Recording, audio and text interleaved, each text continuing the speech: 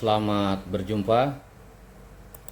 Dalam kesempatan ini kita akan membahas tentang kebijakan dan penegakan hukum dalam kejahatan lingkungan.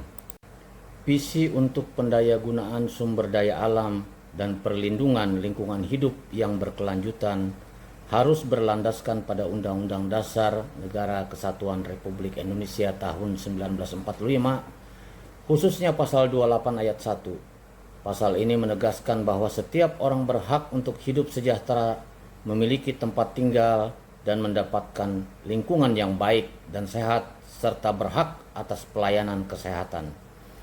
Dalam konteks ini, kebijakan hukum pidana untuk penegakan hukum lingkungan menjadi sangat penting.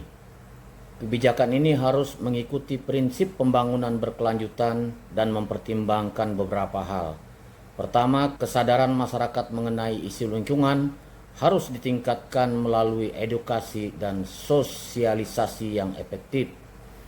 Kedua, kebijakan harus responsif terhadap perubahan lingkungan, baik di tingkat nasional maupun global, termasuk dampak perubahan lingkungan dan kerusakan lingkungan. Ketiga, kebijakan tersebut perlu selaras dengan peraturan hukum yang berlaku, termasuk ketentuan pidana yang mengatur pelanggaran terhadap lingkungan. Ada beberapa pokok bahasan yang terkait dengan kebijakan dan penegakan hukum dalam kejahatan lingkungan. Pertama, pentingnya kesadaran masyarakat terhadap isu lingkungan. Edukasi dan sosialisasi harus ditingkatkan untuk memastikan masyarakat memahami pentingnya perlindungan hukum. Kedua, kebijakan harus responsif terhadap perubahan lingkungan, baik secara nasional maupun global, termasuk dampak perubahan iklim dan kerusakan lingkungan.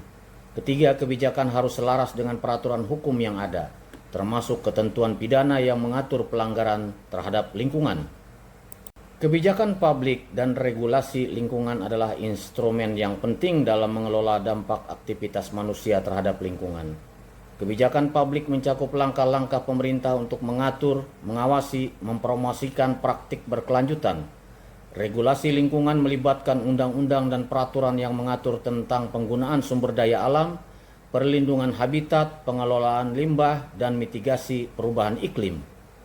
Dalam Kitab Undang-Undang Hukum Pidana dan sejumlah undang-undang lainnya seperti Undang-Undang Perikanan, Pertambangan, Perindustrian terdapat pasal-pasal yang mengatur kejahatan lingkungan hidup beserta sanksi pidananya. Dalam konteks ini, peran kejaksaan menjadi penting karena dapat berkoordinasi dengan instansi terkait dalam melaksanakan eksekusi pidana tambahan atau tindakan tata tertib untuk perlindungan lingkungan. Perkembangan hukum pidana di era modern juga melahirkan cabang-cabang baru, seperti hukum pidana anak, militer, fiskal, dan lingkungan. Ini mencerminkan upaya hukum untuk mengakomodasi berbagai aspek kehidupan, termasuk perlindungan lingkungan. Undang-Undang Nomor 32 Tahun 2009 tentang Perlindungan dan Pengelolaan Lingkungan Hidup adalah dasar hukum utama di Indonesia untuk perlindungan dan pengelolaan lingkungan. Undang-undang ini menegaskan hak setiap orang atas lingkungan hidup yang baik dan sehat sebagai bagian dari hak asasi manusia, serta menjamin pendidikan lingkungan, akses informasi, partisipasi, dan keadilan dalam pemenuhan hak tersebut. Undang-Undang PPLH mengatur perlindungan lingkungan secara sistematis dan terpadu, mencakup perencanaan, pengendalian, pemeliharaan, pengawasan, dan penegakan hukum untuk mencegah pencemaran dan kerusakan. Selain itu, undang-undang ini memperkenalkan delik lingkungan yang dibagi menjadi delik formil dan delik material. Delik material adalah perbuatan yang menyebabkan pencemaran atau kerusakan lingkungan tanpa perlu membuktikan pelanggaran administratif, seperti memasukkan limbah ke dalam wilayah Indonesia atau pembakaran lahan. Sebaliknya, delik formil melibatkan pelanggaran aturan hukum administratif tanpa perlu membuktikan pencemaran, seperti melampaui baku mutu lingkungan.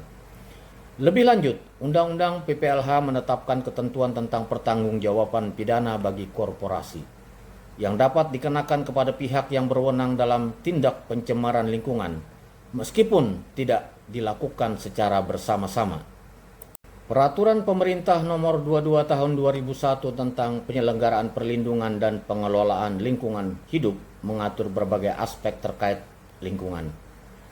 Peraturan pemerintah ini mencakup persetujuan lingkungan untuk usaha dan kegiatan yang berdampak pada lingkungan, perlindungan dan pengelolaan mutu air, udara, laut, serta pengendalian kerusakan lingkungan hidup.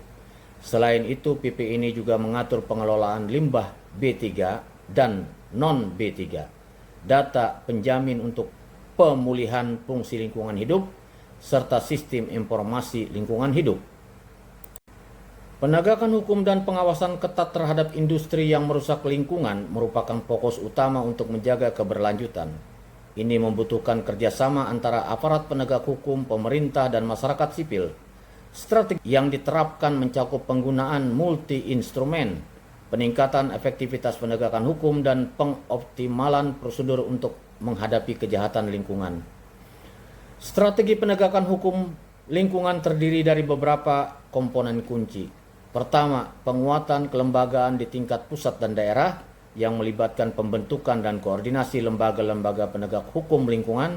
Kedua, peningkatan kapasitas sumber daya manusia yang berkualitas, termasuk memperbanyak aparat penegak hukum, distribusi mereka ke wilayah yang membutuhkan, serta peningkatan kualitas pelatihan. Ketiga, kesamaan persepsi dan koordinasi antara aparat penegak hukum, seperti kepolisian dan pengadilan, sangat penting untuk memperkuat dan penerapan mekanisme restoratif justice. Selain itu, penegakan hukum lingkungan memerlukan dukungan SDM, pendanaan, dan infrastruktur yang memadai. Kolaborasi antara pemerintah, masyarakat, dan sektor swasta sangat penting untuk menjaga keberlanjutan lingkungan kita. Upaya penegakan. Keempat, peraturan perundang-undangan di bidang lingkungan perlu diperbaharui sesuai dengan perkembangan isu terkini. Untuk meningkatkan efektivitas penegakan hukum lingkungan, pendekatan komprehensif diperlukan. Pencegahan dapat dilakukan melalui peningkatan kesadaran masyarakat tentang pentingnya lingkungan melalui pendidikan dan kampanye publik. Pengawasan dapat ditingkatkan dengan teknologi seperti sensor dan drone, serta transparansi data. Sanksi administratif dapat diberikan kepada pelanggar sebagai langkah awal, sementara penindakan untuk pelanggaran serius melibatkan hukum pidana. Kebijakan pendidikan lingkungan hidup sangat penting untuk meningkatkan kesadaran masyarakat tentang pentingnya menjaga lingkungan. Ini dapat dilakukan melalui kurikulum sekolah, kampanye publik, dan pelatihan.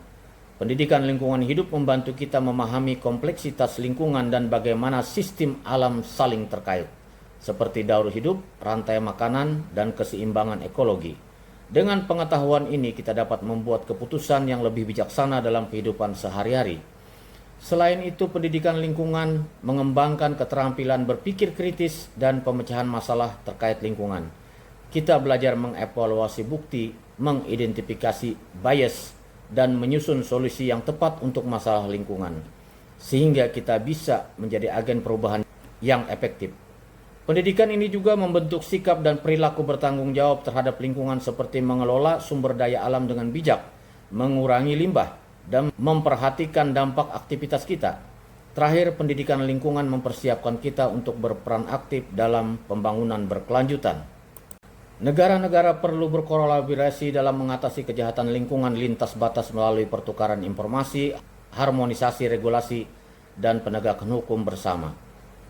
Pengembangan kapasitas aparat penegak hukum juga sangat penting, yang dapat dilakukan melalui pelatihan, pendidikan, dan kerjasama dengan lembaga internasional. Salah satu contoh konkret dari kerjasama internasional ini adalah upaya ASEAN dalam penegakan hukum terhadap kebakaran hutan dan lahan.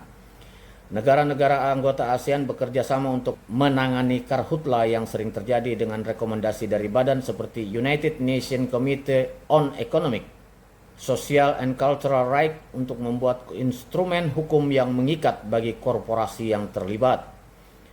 Kemitraan antara Indonesia dan Inggris dalam forum FOLU-NET, FOLU-NET SING 2030 juga menonjol dengan tujuan mencapai keseimbangan antara emisi dan penyerapan gas rumah kaca melalui pengelolaan lahan dan keberlanjutan sektor pertanian. Kerjasama ini juga mendukung peran Indonesia dalam perjanjian kemitraan sukarela penegakan hukum, tata kelola perdagangan bidang kehutanan. Selain itu, Indonesia telah mengadopsi prinsip-prinsip hukum lingkungan internasional dalam kebijakan pencegahan dan penanggulangan kebakaran hutan dan lahan. Ini termasuk perlindungan lingkungan laut, atmosfer, serta pengaturan transportasi bahan beracun berbahaya. Implementasi prinsip-prinsip ini mencerminkan komitmen internasional dalam menjaga keberlanjutan lingkungan. Kebijakan lingkungan merupakan fondasi penting dalam menjaga keseimbangan antara pembangunan ekonomi dan pelestarian alam. Di seluruh dunia, negara-negara berupaya mengadopsi kebijakan yang berfokus pada perlindungan lingkungan, pengelolaan sumber daya alam, dan mitigasi perubahan iklim. Namun tantangan dan pendekatan yang digunakan dapat berbeda-beda tergantung pada konteks geografis, budaya, dan kebutuhan lokal. Diskusi tentang tantangan lingkungan harus dimulai dengan memahami konteks global dan lokal, serta bagaimana masalah ini bervariasi di setiap negara. Contohnya, erupsi gunung berapi di Kepulauan Kanari pada tahun 2021 menghancurkan hampir 3.000 bangunan dan memaksa ribuan orang mengungsi, mencerminkan kekuatan alam dan dampaknya pada masyarakat. Di Nepal, banjir kilat pada bulan Juni menyebabkan setidaknya 15 kematian dan merendam rumah dalam lumpur dan air. Banjir ini adalah bagian dari cuaca ekstrim yang melanda negara tersebut antara Mei hingga Oktober, di mana lebih dari 60 orang tewas dalam rentang waktu 1 bulan, menunjukkan dampak menghancurkan dari bencana alam. Sementara itu, Amerika Serikat menghadapi 54.350 kebakaran hutan pada tahun 2021 yang membakar lebih dari 2,8 juta hektar lahan, dengan California menjadi salah satu negara bagian terparah yang terkena dampak, menghadapi lebih dari 8.600 kebakaran hingga akhir November. Di Afrika Timur, migrasi kawanan belalang dari tanduk Afrika menjadi masalah berkelanjutan, diperparah oleh perubahan iklim yang membuat kawanan tersebut semakin besar, mengancam ketahanan pangan. Namun petani di wilayah tersebut berinovasi dengan memanen belalang untuk dijadikan pakan ternak. Pada musim panas tahun 2022, hutan di Borneo Timur mengalami perubahan signifikan dengan pembangunan jalan dan bangunan di dekat Teluk Balikpapan, Kalimantan Timur, sebagai bagian dari pembangunan ibu kota baru, Nusantara. Pembangunan ini merupakan respon terhadap berbagai tantangan lingkungan di Jakarta seperti banjir, polusi udara, kekurangan air minum, dan penurunan tanah akibat penarikan air tanah yang berlebihan. Nusantara direncanakan sebagai kota hijau dengan 75% wilayahnya tetap berhutan, meskipun ada kekhawatiran bahwa penggunaan lahan dapat merusak hutan dan satwa liar. Indonesia memiliki kebijakan lingkungan seperti Undang-Undang Nomor 32 Tahun 2009 tentang perlindungan dan pengelolaan lingkungan hidup. Namun implementasinya sering menghadapi hambatan di bawah Undang-Undang Cipta Kerja. Di bawah Undang-Undang Cipta Kerja terdapat upaya untuk memperkuat perlindungan lingkungan melalui penyusunan dokumen AMDAL, pemenuhan standar UKL-UVL, penguatan partisipasi publik, pencegahan deforestasi, dan investasi berkelanjutan. Studi kasus dari negara lain dan pembelajaran antar negara dapat memberikan wawasan yang berharga. Kanada menghadapi tantangan signifikan dalam pengelolaan sumber daya alam dan perubahan iklim. Untuk mengatasi hal ini, negara tersebut telah mengembangkan strategi adaptasi nasional yang mencakup pencegahan pembangunan di dataran banjir, peningkatan tutupan pohon di hutan kota, serta pemanfaatan teknologi AI untuk memantau sumber daya alam. Perlindungan laut menjadi prioritas karena perubahan iklim berdampak pada ekosistem laut. Kanada berusaha mengurangi dampak penebangan hutan dan pembangunan melalui praktik berkelanjutan dan konservasi. Dalam upaya mengatasi polusi udara, Kanada meningkatkan standar emisi kendaraan dan memperluas penggunaan energi terbarukan. Untuk pencemaran air, mereka menerapkan regulasi ketat dan teknologi pengolahan air yang efektif.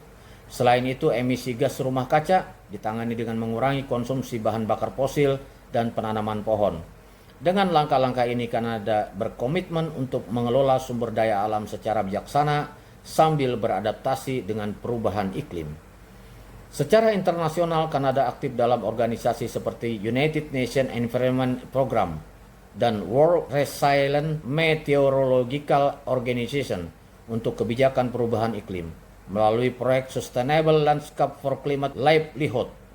Kanada bekerja sama dengan Indonesia di Provinsi Sumatera Selatan, Sulawesi Selatan, dan Nusa Tenggara Timur untuk menciptakan penghidupan berketahanan iklim dan ketahanan pangan bagi masyarakat rentan, terutama perempuan dan anak perempuan. Proyek ini didanai penuh oleh Kanada selama 5 tahun dan bertujuan memperbaiki tata kelola lahan serta meningkatkan kesejahteraan petani kecil. Kanada juga telah melarang penggunaan dan impor plastik sekali pakai yang berbahaya. Mengingat penggunaan sekitar 15 miliar kantong plastik dan 16 juta sedotan setiap hari. Langkah ini merupakan kontribusi Kanada dalam upaya global mengurangi dampak negatif plastik terhadap lingkungan. Selain itu, Kanada menyadari pentingnya peran perempuan dan anak perempuan dalam respon perubahan iklim, sehingga proyek-proyek yang mereka desain juga berfokus pada penguatan kesetaraan gender dan pemberdayaan perempuan, termasuk perempuan petani dan kepala keluarga. Jepang telah mengimplementasikan berbagai strategi untuk mengurangi polusi dan memperkuat keberlanjutan lingkungan.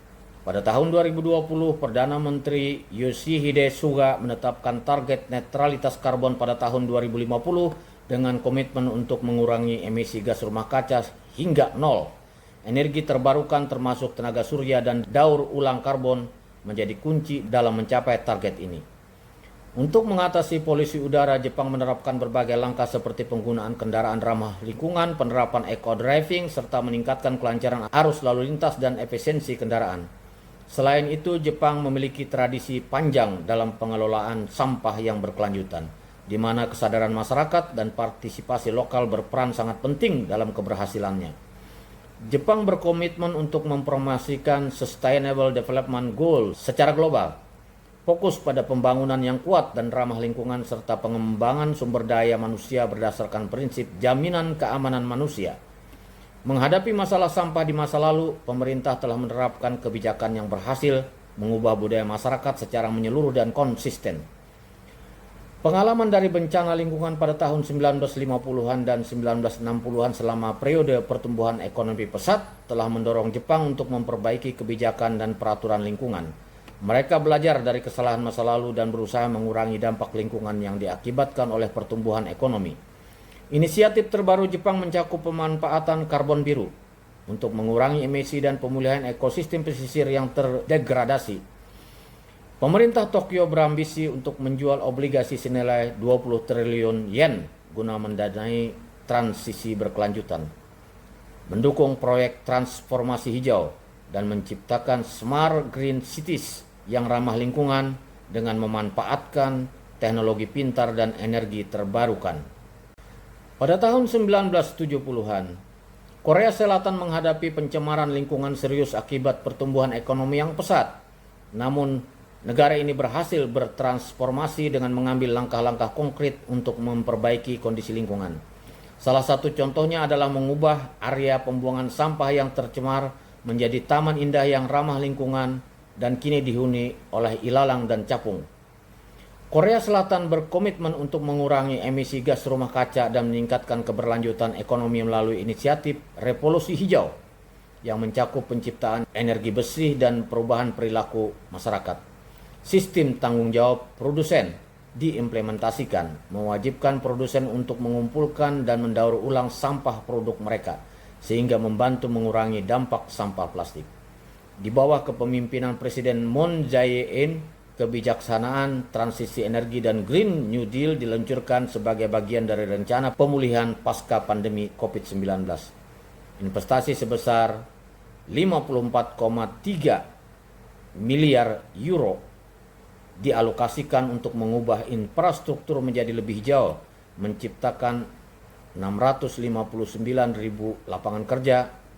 Korea Selatan juga memiliki ambisi untuk mencapai netralitas karbon pada tahun 2050 melalui strategi karbon netral. Sebagai negara pertama yang menerapkan pertumbuhan hijau sebagai kebijakan nasional, Korea Selatan berusaha menggabungkan pertumbuhan ekonomi dengan perlindungan lingkungan. Negara-negara Eropa telah mengambil langkah signifikan untuk mengatasi tantangan lingkungan, terutama melalui kesepakatan hijau Eropa European Green Deal Kesepakatan ini bertujuan menjadikan Eropa netral iklim pada tahun 2050 dengan langkah-langkah pengurangan emisi gas rumah kaca, peningkatan keberlanjutan, dan mitigasi perubahan iklim. Parlemen Eropa telah menetapkan target pengurangan emisi sebesar 60% pada tahun 2030 dibandingkan dengan tahun 1990. Penekanan penggunaan energi terbarukan, transportasi ramah lingkungan, dan pengurangan polusi di perkotaan. Eropa memiliki keberagaman alam, dari pegunungan Alpen hingga dataran rendah yang subur, dengan penduduk padat umumnya berada di daerah industri. Keindahan alam ini menjadi daya tarik tersendiri bagi pariwisata. Uni Eropa juga aktif berkolaborasi dengan negara-negara anggota dalam kegiatan iklim, seperti inisiatif logging di Jakarta untuk meningkatkan kesadaran lingkungan. Selain itu, Eropa berinvestasi dalam inovasi kebijakan, mengurangi ketergantungan pada bahan bakar fosil, dan mengusulkan sumber pendapatan baru untuk mendanai rencana pemulihan, termasuk dari sistem perdagangan emisi. Undang-undang tentang investasi berkelanjutan juga diterapkan untuk mencegah praktik greenwashing. Norwegia dikenal sebagai negara yang sangat peduli terhadap lingkungan dan berada di posisi teratas dalam kontribusinya terhadap iklim. Negara ini telah mengadopsi berbagai program pelestarian termasuk penggunaan mobil listrik yang terbanyak di dunia dan komitmen untuk mengurangi emisi karbon dioksida menjadi minimum pada tahun 2030. Melalui langkah strategis, Norwegia berhasil mengelola sumber daya alamnya secara berkelanjutan. Pertama, dengan program Norwegian Forest Inventory, mereka berhasil meningkatkan luas hutan hingga 3 kali lipat dalam 1 abad. Yang juga melipat gandakan volume hutan secara signifikan. Kedua, Norwegia menjadi pelopor energi terbarukan, menerapkan prinsip Sustainable Development Goals nomor 7 dan mengembangkan teknologi untuk integrasi sumber energi bersih dalam jaringan nasional Eropa. Ketiga, Norwegia memanfaatkan sumber daya minyak dan gas untuk membangun fondasi ekonomi yang kuat. Sovereign Wealth Fund Norwegia atau Government Pension Fund Global menjadi salah satu yang terbesar di dunia berkat manajemen yang transparan dan kompeten. Selain itu, Norwegia aktif dalam kerjasama internasional untuk mengatasi deforestasi dan memiliki kementerian khusus untuk isu lingkungan. Isu perubahan iklim mendominasi debat politik di negara ini, dengan partai-partai politik berfokus pada langkah-langkah berkelanjutan untuk menghadapi tantangan tersebut. Kebijakan hukum pidana merupakan elemen krusial dalam penegakan hukum lingkungan, yang mencakup peraturan dan sanksi pidana bagi pelaku kejahatan lingkungan. Dalam konteks ini, perhatian perlu diberikan pada tingkat kesadaran masyarakat, perkembangan lingkungan secara nasional dan global, serta perangkat hukum yang ada. Evaluasi capaian penegakan hukum lingkungan dalam beberapa tahun terakhir mencakup pengelolaan pengaduan, pengawasan sanksi administratif, penyelesaian sengketa, dan penegakan hukum. Diskusi ini penting untuk menilai apakah terdapat peningkatan efektivitas dalam penegakan hukum lingkungan. Tantangan dalam penegakan hukum lingkungan dapat dibagi menjadi tantangan internal seperti kapasitas institusi dan tantangan eksternal yang meliputi perubahan iklim, perubahan sosial, serta tekanan dari industri. Penguatan sistem dan kelembagaan penegakan hukum juga sangat penting. Kolaborasi antara pusat dan daerah serta upaya untuk memastikan integritas dan konsistensi dalam penegakan hukum perlu ditekankan. Identifikasi tantangan dalam penegakan hukum lingkungan mencakup kapasitas institusi, koordinasi antar lembaga, dan kesadaran masyarakat.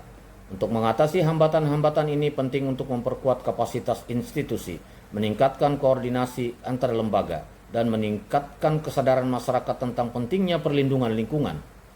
Diskusi juga harus mencakup pemahaman tentang undang-undang kebijakan lingkungan yang ada. Di Indonesia, Undang-Undang Nomor 32 Tahun 2009 tentang perlindungan dan pengelolaan lingkungan hidup menjadi dasar hukum yang mengatur perlindungan lingkungan.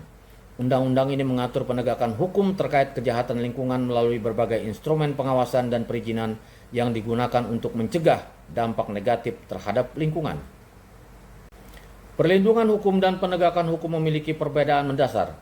Perlindungan hukum berfungsi untuk memberikan rasa aman bagi subjek hukum, baik secara fisik maupun psikologis dari gangguan dan ancaman. Fokusnya terletak pada subjek hukum itu sendiri.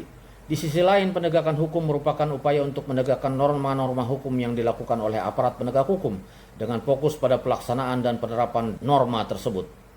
Direktorat Jenderal Penegakan Hukum Kementerian Lingkungan Hidup dan Kehutanan memegang peran penting dalam penegakan hukum di sektor lingkungan dan kehutanan. Selain itu, memberikan efek jera kepada pelaku pelanggaran. Penegakan hukum juga bertujuan untuk memulihkan kerugian yang ditimbulkan terhadap lingkungan, ekosistem, masyarakat, dan negara.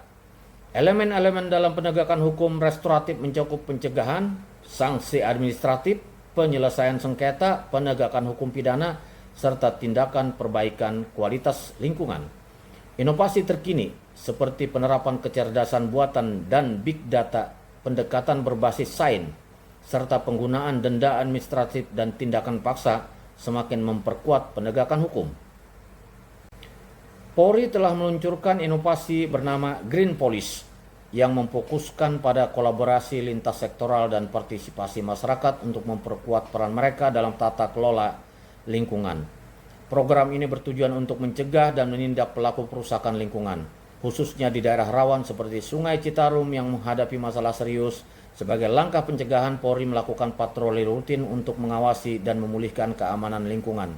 Pengawasan ini menjadi tahap awal dalam penegakan hukum yang meliputi sanksi administratif, penyelesaian sengketa, dan penegakan pidana. Dalam upaya ini, Polri juga bekerja sama dengan Kepolisian Kehutanan dan Satuan Polisi Kehutanan Reaksi Cepat untuk menangani kasus kejahatan lingkungan dan kehutanan. Selain penegakan pidana, gugatan perdata juga dilakukan sebagai bagian dari upaya penegakan hukum. Polri mengadopsi asas kewajiban dalam menangani masalah masyarakat yang bersifat diskresi, serta asas partisipasi untuk mengkoordinasikan pengamanan swakarsa dengan masyarakat guna mendorong ketaatan hukum. Penegakan hukum terhadap kejahatan lingkungan adalah tantangan kompleks. Direktorat Jenderal Penegakan Hukum Kementerian Lingkungan Hidup dan Kehutanan bertanggung jawab menindak pelanggaran di sektor lingkungan dan kehutanan. Meskipun memiliki kewenangan, penegakan hukum juga bertujuan untuk memberikan keadilan restoratif, yaitu menimbulkan efek jera bagi pelaku sambil memulihkan kerugian bagi lingkungan, ekosistem, dan masyarakat. KLKH telah menerapkan teknologi canggih seperti kecerdasan buatan dan big data untuk mendukung upaya ini. Namun, penyidikan tindak pidana lingkungan masih menghadapi kendala. Salah satu masalah utama adalah perbedaan pemahaman di antara aparat penegak hukum mengenai tanggung jawab dalam penerapan hukum pidana lingkungan. Terdapat persepsi bahwa kasus lingkungan adalah kasus biasa, serta kurangnya sosialisasi kepada masyarakat tentang hukum lingkungan. Faktor ekonomi yang sulit juga turut berpengaruh terhadap penegakan hukum. Kepolisian Kehutanan dan Satuan Polisi Kehutanan Reaksi Cepat memiliki peran penting dalam mengatasi kasus-kasus kejahatan lingkungan dan kehutanan. Selain penegakan hukum pidana, gugatan perdata juga tetap berjalan. Patroli penduduk di malam hari, dukungan terhadap korban, dan komunikasi erat dengan pihak berwenang adalah langkah-langkah yang dapat dilakukan bersama dengan organisasi-organisasi masyarakat. Pendekatan sosial dalam pencegahan kejahatan lingkungan melibatkan perubahan pola kehidupan sosial, perilaku, dan nilai-nilai di masyarakat. Strategi ini dapat efektif dalam mengurangi kejahatan lingkungan. Penting untuk membahas peran masyarakat dan organisasi non-pemerintah dalam mendukung penegakan hukum lingkungan. Partisipasi aktif dari masyarakat dapat memperkuat penegakan hukum dengan cara yang signifikan. Inisiatif kolaboratif yang berhasil seperti program edukasi lingkungan dan patroli bersama menunjukkan bahwa keterlibatan masyarakat dapat meningkatkan kesadaran dan kepatuhan terhadap hukum lingkungan. Penegakan hukum terhadap kejahatan lingkungan menghadapi sejumlah tantangan, baik internal maupun eksternal. Sebelum membahas tantangan tersebut, penting untuk meninjau capaian penegakan hukum lingkungan dalam beberapa tahun terakhir. Hal ini mencakup pengelolaan pengaduan, pengawasan, sanksi administratif, penyelesaian sengketa, dan penegakan hukum pidana. Evaluasi ini memberikan gambaran tentang efektivitas dan peningkatan yang telah dicapai. Tantangan internal utama adalah kapasitas institusi yang terlibat. Memperkuat kemampuan aparat penegak hukum dan memastikan mereka memiliki pengetahuan yang memadai adalah langkah krusial. Koordinasi antar lembaga yang melibatkan pemerintah, kepolisian, dan pengadilan seringkali kompleks dan memerlukan sinergi yang baik untuk mencapai hasil yang efektif. Di sisi eksternal terdapat kesenjangan antara hukum yang ada dan realitas di lapangan. Hukum yang diberlakukan perlu disesuaikan dengan kondisi lingkungan yang terus berubah. Kejahatan lingkungan sering melibatkan banyak aktor dan modus operandi yang beragam, sehingga memerlukan strategi penanganan yang efektif. Salah satu isu strategis yang harus diatasi adalah tingginya angka kerugian dan dampak lingkungan akibat pelanggaran.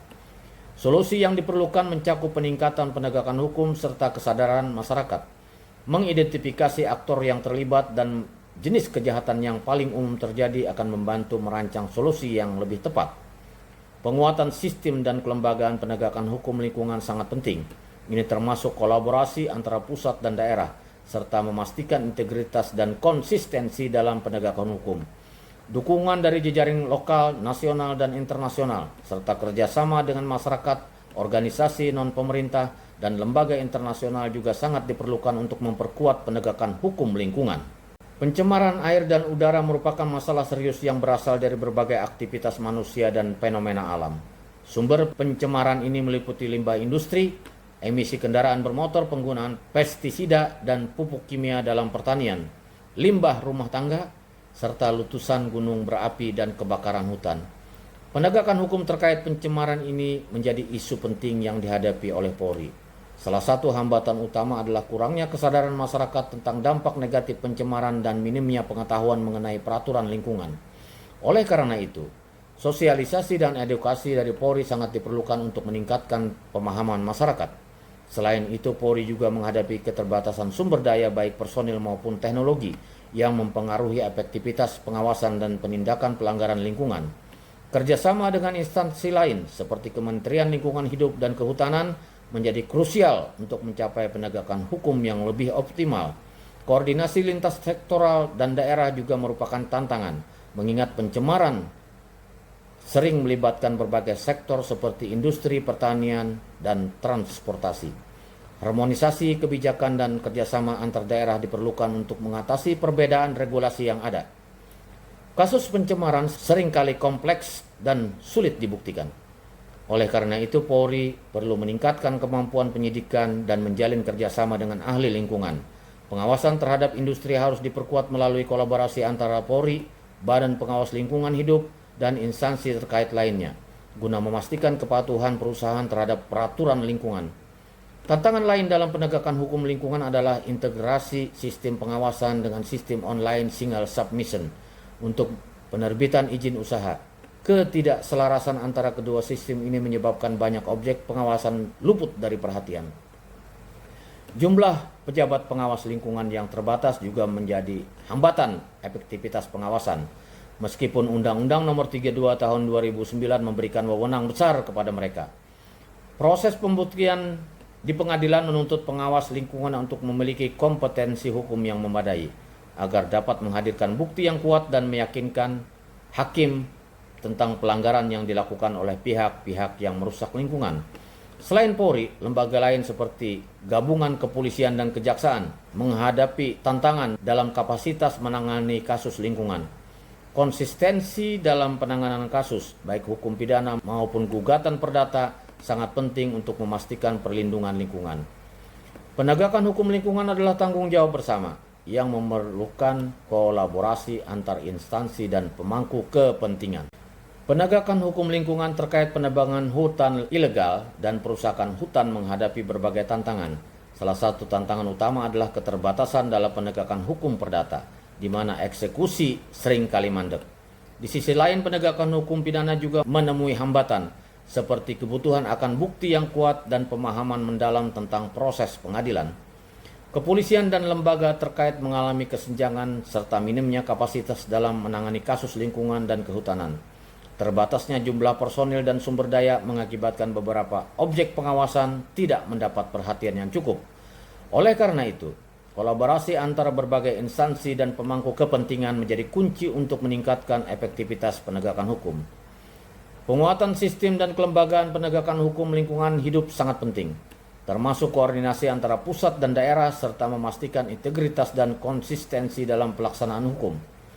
Kerjasama dengan jejaring lokal, nasional, dan internasional juga diperlukan untuk meningkatkan efektivitas penegakan hukum melalui pertukaran informasi dan pengalaman. Sinergi antara Polri dan Perum Perhutani dalam penanganan perusakan hutan masih perlu ditingkatkan. Tim yang terlibat belum selalu bekerja secara kolaboratif, sehingga sinergitas antara aparat penegak hukum belum optimal. Upaya untuk membangun kerjasama antara komponen criminal justice system termasuk Polri sangat penting untuk mengatasi kejahatan perusakan hutan dan tindak pidana pencucian uang yang terkait. Banyak perusahaan yang terjaring dalam penegakan hukum terkait perusakan hutan, termasuk jumlah yang disita, menjadi tantangan tersendiri. Proses hukuman bagi pelanggar termasuk pidana penjara bagi pemilik dan direktur perusahaan harus tetap ditegakkan agar efek jera dapat dirasakan. Polri juga menghadapi keterbatasan sumber daya, baik personil maupun teknologi dalam mengawasi dan menindak pelanggaran lingkungan. Dalam menghadapi penebangan hutan ilegal, koordinasi dengan instansi lain termasuk Kementerian Lingkungan Hidup dan Kehutanan, serta penguatan kapasitas sumber daya manusia yang terlibat sangat diperlukan. Perdagangan satwa liar merupakan isu krusial yang mengancam ekosistem dan keberlanjutan kehidupan, terutama di Indonesia yang menjadi pusat perdagangan satwa liar global. Menurut Badan Penegakan Hukum Internasional, perdagangan satwa liar ilegal adalah kejahatan terorganisir transnasional terbesar keempat dengan nilai pasar gelap diperkirakan mencapai 7,8 hingga 19 miliar dolar Amerika per tahun. Kerugian bagi Indonesia sendiri mencapai lebih dari 9 triliun rupiah. Ancaman ini secara khusus membahayakan satwa seperti harimau, gajah, dan badak yang memiliki peran penting dalam menjaga keseimbangan ekosistem. Tingginya permintaan masyarakat terhadap satwa liar, baik dalam bentuk hidup maupun bagian tubuhnya, menjadi penyebab utama ada kepercayaan bahwa bagian tubuh hewan liar memiliki khasiat obat. Hal ini belum terbukti secara ilmiah. Perdagangan ilegal tidak hanya merusak ekosistem tetapi juga menghilangkan sumber pendapatan bagi masyarakat yang bergantung pada alam, serta melemahkan kemampuan planet dalam menghadapi perubahan iklim. Pemindahan satwa liar ke lingkungan manusia berisiko mengeluarkan penyakit zoonosis. Meskipun pemerintah dan organisasi konservasi berusaha keras untuk menghentikan praktik ini, tantangan tetap ada, terutama dengan meningkatnya transaksi ilegal melalui media sosial. Penegakan hukum terkait perdagangan satwa liar menghadapi berbagai hambatan serius. Taktik penyelundupan yang semakin canggih menyulitkan penegak hukum untuk mendeteksi pelanggaran, sementara kesenjangan hukum menghalangi penegakan hukum yang efektif. Kerjasama antar lembaga, penggunaan teknologi, pelibatan masyarakat dalam pelaporan sangat penting untuk mengatasi masalah ini. Edukasi dan kampanye kesadaran masyarakat juga diperlukan untuk mengubah persepsi tentang dampak perdagangan satwa liar terhadap keanekaragaman hayati. Walaupun sudah ada kerangka hukum, banyak pelaku yang masih lolos karena keterbatasan kapasitas penegakan hukum. Oleh karena itu, meningkatkan kapasitas dan sumber daya aparat serta kesadaran masyarakat tentang dampak negatif perdagangan satwa liar menjadi sangat penting. Pembentukan satuan tugas penegakan hukum lingkungan merupakan langkah positif, tetapi kolaborasi lintas sektoral yang lebih kuat diperlukan. Selain penegakan hukum, pengembangan ekowisata berkelanjutan dapat menjadi alternatif efektif, mengurangi tekanan terhadap satwa liar, dan memberikan sumber pendapatan bagi masyarakat lokal, sehingga menurunkan permintaan terhadap produk satwa liar. Penegakan hukum terkait penangkapan ikan secara ilegal merupakan isu krusial untuk menjaga keberlanjutan sumber daya laut dan ekosistem maritim. Polri menghadapi berbagai tantangan dalam melaksanakan tugas ini, terutama karena praktek illegal fishing sering dilakukan oleh kapal asing yang masuk ke perairan Indonesia tanpa izin. Kerugian yang ditimbulkan mencapai 240 triliun rupiah per tahun, serta merusak ekosistem laut, termasuk terumbu karang. Akibatnya sekitar 2,2 juta nelayan di Indonesia kehilangan mata pencaharian mereka. Untuk penegakan hukum yang efektif, kerjasama antar lembaga pemerintah seperti Polri, TNI, dan Kementerian Kelautan dan Perikanan sangat diperlukan. Penggunaan teknologi modern seperti pemantauan satelit, pengawasan udara, dan sistem pelacakan kapal juga penting. Undang-Undang Indonesia memberikan kewenangan untuk menenggelamkan kapal yang terbukti melakukan penangkapan ikan tanpa izin sebagai langkah tegas. Namun keterbatasan kapasitas Polri, baik dalam hal personil maupun teknologi, menjadi hambatan dalam mengawasi wilayah laut yang luas. Oleh karena itu, koordinasi lintas sektoral antara Polri, KKV, dan Badan Keamanan Laut sangat penting. Kesadaran masyarakat tentang pentingnya melindungi sumber daya laut juga harus ditingkatkan melalui kampanye edukasi dan sosialisasi. Teknologi modern, termasuk sistem pemantauan satelit dan drone, dapat membantu mengidentifikasi kapal yang terlibat dalam illegal fishing. Sehingga Polri perlu terus mengembangkan kapasitas dalam memanfaatkan teknologi ini. Kerjasama internasional dengan negara tetangga dan lembaga seperti Interpol juga esensial untuk mengatasi masalah ini, mengingat illegal fishing sering melibatkan kapal asing. Limbah bahan berbahaya dan beracun atau B3 merupakan sampah yang sangat berbahaya bagi lingkungan dan kesehatan manusia. Contohnya meliputi baterai bekas, cat dan pelarut berbahaya, limbah medis, pestisida, herbisida, minyak dan pelumas bekas, serta limbah elektronik dan logam berat seperti merkuri, kadmium dan timbal. Penegakan hukum terkait pembuangan limbah B3 sangat penting untuk menjaga keberlanjutan lingkungan. Namun menghadapi banyak tantangan, pembuangan limbah B3 yang tidak sesuai aturan dapat merusak ekosistem dan kesehatan masyarakat. Sayangnya, implementasi hukum terhadap perusahaan yang melakukan dumping limbah B3 masih lemah. Sanksi pidana seringkali dianggap sebagai langkah terakhir, dan ketegasan penegak hukum seringkali kurang. Sementara sumber daya manusia yang memahami bidang lingkungan masih terbatas. Infrastruktur dan fasilitas yang mendukung penegakan hukum juga memerlukan perbaikan. Untuk peningkatan kesadaran masyarakat mengenai bahaya limbah B3, perlu ada kampanye edukasi dan sosialisasi yang lebih efektif. Persepsi bahwa kasus lingkungan adalah biasa, bersama dengan budaya hukum yang kurang baik, dapat menghambat penegakan hukum lingkungan. Oleh karena itu, sosialisasi tentang hukum lingkungan harus ditingkatkan untuk memperkuat pemahaman dan kesadaran hukum masyarakat. Selain itu, penegakan hukum lingkungan memerlukan kerjasama lintas sektoral, termasuk dengan Kementerian Lingkungan Hidup dan Kehutanan, dan Badan Pengawas Lingkungan Hidup. Jika sarana penegakan hukum administrasi tidak memadai, gugatan perdata oleh penguasa bisa menjadi alternatif untuk menegakkan hukum. Kebakaran hutan dan lahan seringkali disebabkan oleh ulah manusia dan menjadi kejahatan besar terhadap kemanusiaan serta lingkungan. Dampaknya sangat luas, menghancurkan ekosistem, mengancam flora dan fauna, serta mengganggu keseimbangan alam. Asap yang dihasilkan menyebabkan polusi udara, meningkatkan risiko penyakit pernapasan ispa dan asma, serta berkontribusi pada pemanasan global melalui emisi karbon dioksida. Selain itu, kebakaran membuat hutan gundul, mengurangi kemampuannya untuk menyimpan air saat musim hujan, yang berdampak pada ketersediaan air dan keberlanjutan lingkungan. Untuk mendeteksi kebakaran hutan secara dini, berbagai teknologi canggih digunakan. FireSat, konstelasi satelit dari Google Research, dapat mendeteksi kebakaran dengan resolusi tinggi dan pembaruan global setiap 20 menit. Bahkan mampu mendeteksi kebakaran sekecil 5 kali 5 meter. Drone dengan sensor canggih dan kamera inframerah juga dipergunakan untuk mengidentifikasi titik api yang tidak terlihat oleh mata manusia. Sensor IoT mengumpulkan data dan mengirimkannya ke sistem pusat untuk analisis lebih lanjut. Jika terdeteksi, peringatan segera dikirim kepada otoritas pengelola di hutan dan petugas darurat, memungkinkan respon yang cepat dan mitigasi kerusakan yang lebih baik. Di Indonesia, kebakaran hutan dan lahan sering terjadi akibat pembukaan lahan untuk pertanian, terutama sawit. Meskipun ada regulasi yang melarang karhutla, kasus ini tetap sering terjadi.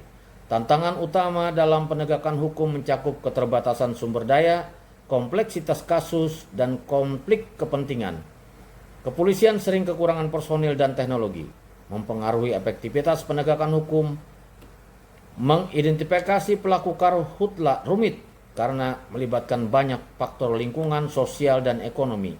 Selain itu, kepentingan ekonomi dan politik sering bertentangan dengan penegakan hukum lingkungan. Pengumpulan bukti yang cukup untuk membuktikan tindakan karhutla juga merupakan tantangan yang memerlukan kerjasama dengan ahli forensik dan lembaga terkait. Meskipun regulasi sudah ada, implementasinya masih menghadapi kendala.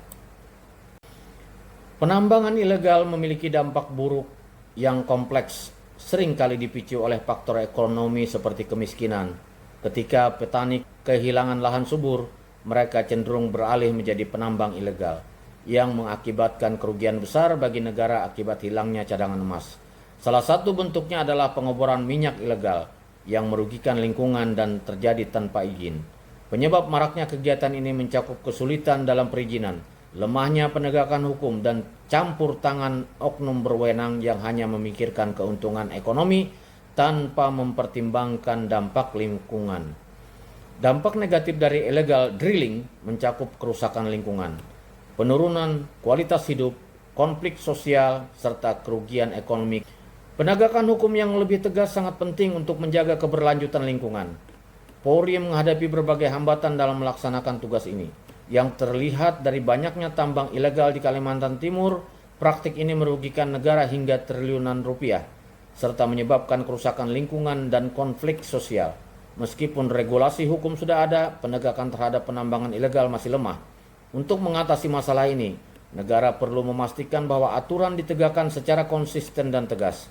Salah satu solusinya adalah mempermudah pemberian izin usaha, sehingga penambangan dapat dilakukan secara legal dan memberikan pemasukan bagi negara. Pemerintah juga bisa mempertimbangkan pembukaan tambang rakyat yang legal untuk mengurangi praktik ilegal dan mengatasi kong kali kong antara penambang ilegal dengan pemangku kebijakan. Penegakan hukum terkait perburuan liar dan perdagangan ilegal satwa liar di Indonesia menghadapi sejumlah tantangan serius, terutama di Sumatera, khususnya di Aceh dan Sumatera Utara, di mana aktivitas perburuan harimau, gajah, badak, orangutan, dan terenggiling sangat tinggi. Jika tidak segera ditangani, perburuan liar dapat menyebabkan ketidakseimbangan ekologi dan punahnya spesies langka. Kepolisian seringkali terbatas dalam hal sumber daya, baik personil maupun teknologi yang menghambat penanganan kasus perburuan. Oleh karena itu, konsistensi dalam penegakan hukum sangat penting agar masyarakat percaya bahwa aparat bertindak adil dan tegas. Selain itu, peraturan terkait perlindungan satwa liar perlu diperkuat untuk penegakan hukum menjadi lebih efektif. Penegakan hukum lingkungan adalah tanggung jawab bersama pemangku kepentingan. Penegakan hukum lingkungan adalah tanggung jawab bersama yang memerlukan kolaborasi antara berbagai instansi dan pemangku kepentingan. Edukasi dan sosialisasi kepada masyarakat mengenai pentingnya melindungi satwa liar harus ditingkatkan, karena perlindungan ini merupakan investasi untuk masa depan planet kita. Secara keseluruhan, kita telah membahas kebijakan dan penegakan hukum dalam kejahatan lingkungan sebagaimana tertuang dalam slide saat ini. Dalam menghadapi berbagai tantangan penegakan hukum lingkungan, Polri perlu terus berkolaborasi dengan instansi terkait, memperkuat kapasitas sumber daya manusia, dan memastikan penerapan hukum yang konsisten dan tegas. Pembahasan tentang masalah sosial dan isu kriminologi dalam domain lingkungan hidup selesai. Semoga bermanfaat. Sampai jumpa dalam pembahasan lainnya.